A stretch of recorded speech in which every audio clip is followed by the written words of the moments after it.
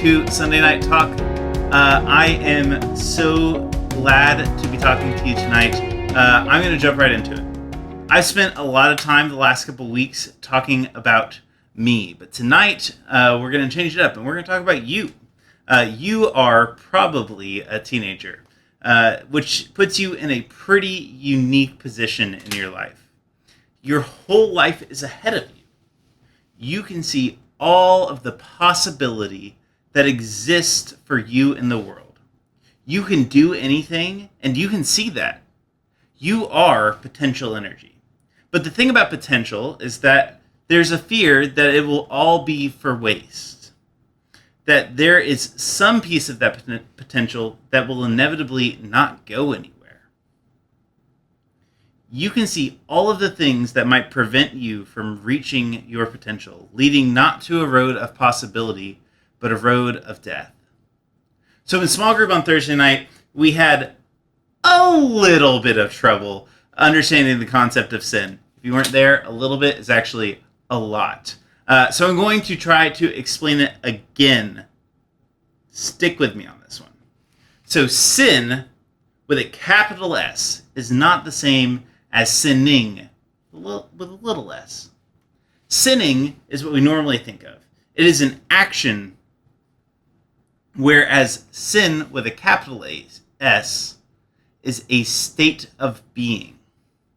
To be in sin is a state none of us can escape, because to be in sin is to eventually die. We all die. It happens to each of us, and there's nothing that we can do about that. We culturally talk a lot about how young people see themselves as invincible. I think of like the spring breakers that we saw at Miami Beach when all of this COVID stuff was just happening, and they were like, I'm basically invincible. I'm not going to get this disease. I'm going to live forever. But the reality is that teenagers definitely understand the possibility of death, because they experience it every single day in little instances. Every failed test, every broken relationship, every struggle and hardship feel like a little death to a teenager, because they are the denial of possibility. All suffering and doubt and fear are a part of this death, and they can't be avoided. They're also not directly caused by a specific action. Sinning, on the other hand, is action that leads to that death.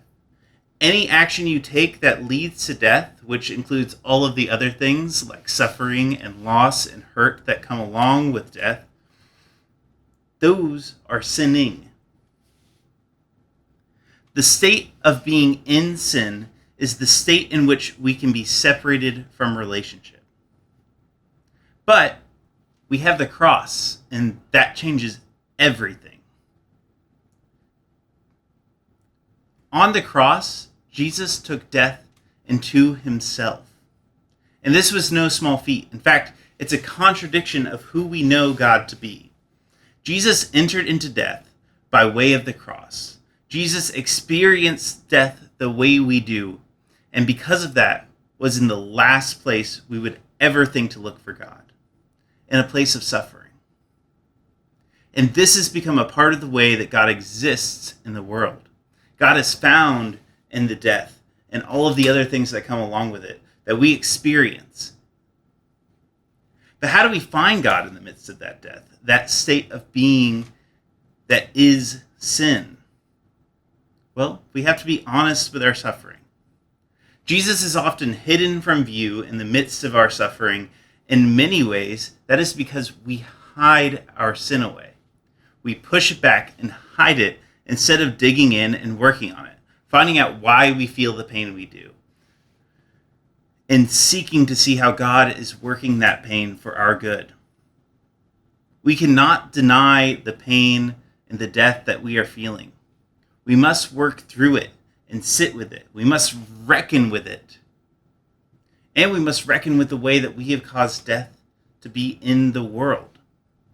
This is the purpose of confession of sins, is to reckon with with our own doubt and hurt and shame so that something new can come from it. I don't know what hurt or shame you're feeling. I don't know how death, big or small, has shown itself in your life. But I know that God is working and moving in it.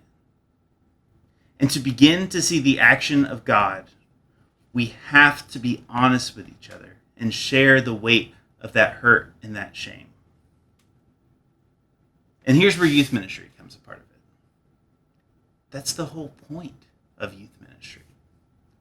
To help young people like you find the ways that God is acting in your life. And I'm certain that that is taking place in the hurt and the doubt and the shame that you're feeling. So this is my hope and my takeaway for you, that youth group and church as a whole is a place where we don't have to put on a mask and pretend everything is okay. Hide that hurt and shame away. But instead, I want to see our church and our youth group be a place where you can join peers and adults who love you and care about you and share difficult times in your own life with honesty and without fear and judgment. So let's make that youth group together. Let's pray. Dear God, I pray for this church and for this youth group. God, you are moving and acting in the lives of the people who are a part of it. And I hope that we can be a community that experiences that together, that talks about that together, openly and honestly, without fear, without judgment. God, you work all things for your good. And we want to see how that is taking place in the lives of each of these teenagers. In your name we pray. Amen. So, I have a few announcements. We're going to be following our regular schedule this week with a couple of exceptions. We're not going to be having small group on Thursday night because as part of our Holy Week experience as a church, we're going to be having a family Monday, Thursday take-home activity that we want you to take part in all together. But we don't want to miss out on high school hangout time, so we're instead going to have that on Wednesday night at 7. And then additionally, there will be no youth talk next week because it'll be Easter, and I'll be spending it with Nikki and Colby. But you can come back the following week for a new series on the resurrection, the only thing that could ever come after the cross. So I hope to see all of you this week in Hangouts and at Worship Night. Have a good week. Bye-bye.